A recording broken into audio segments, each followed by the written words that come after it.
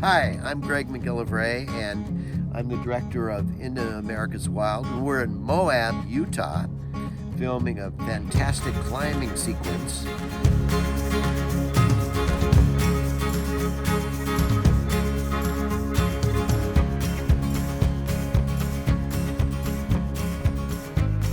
To make an IMAX film, you really want to put the audience in the location and show them something that they feel like they visited on their own. When you're watching a gigantic IMAX screen with a beautiful color and clarity, you feel like you're there. I think people will take away a sense of joy, the wonder of life, and the beauty of our planet.